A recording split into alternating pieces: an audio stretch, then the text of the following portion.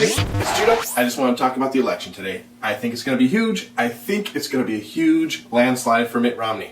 Here's why. Now you might say, what? All the state-by-state battleground states are going for Barack Obama by at least 2 points. Well, that's not totally true.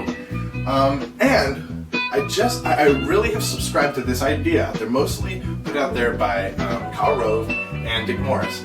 Okay, you know, partisan hacks maybe, but what they're saying I see as truth. They're saying that all those polls are have like this systematic error in the way that they're polling because they're oversampling Democrats. They're basically, when they call the 600 to 1,000 people to say, hey, who are you going to vote for? They're calling more Democrats because they believe the demographic of people that are coming out to vote this year is going to be a lot like 2008. But I think there's a real fundamental problem there. Because in 2008, Barack Obama had a huge excitement factor. So much so that conservatives like me, when you're at the polling booth, I considered voting for Barack Obama just because it would be really cool. And you know, in my generation, doing what is cool, being part of something, being part of a bigger narrative, I think is extremely important. And he had that narrative going from, hey, the first African-American candidate, but not only that, he was also going to be like a new kind of politician. And he was going to bring all this kind of hopey-changey stuff that he ended up not bringing and doing. And I think this year, Barack Obama has a little bit of the problem that McCain had in 2008. He's not a boring old codger, but he has an enthusiasm problem. I think not only, you know, his core base is going to come out, right? But the people that are sort of on the fringes of his base, you know, the Democratic Party, and the people that call themselves independents, and the people that call themselves, you know, moderate to liberal conservatives, those are the people he is losing in droves.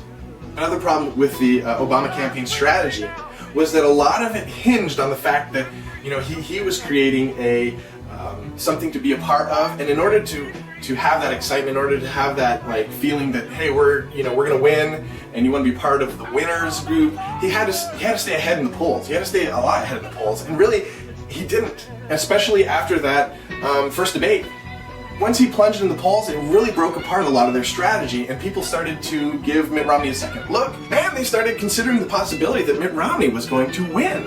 A lot of people started saying, whoa, Mitt Romney could win. He might win.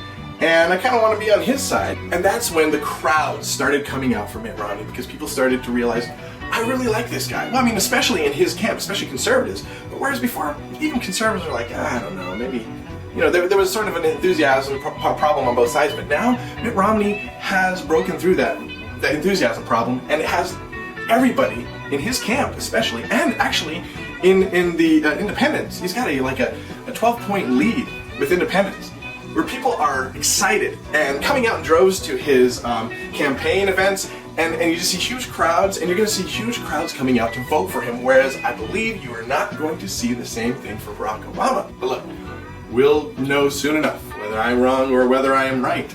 And feel free to comment in the comment section below, and feel free to comment in there tomorrow when the ballots are cast and I'm either right or wrong.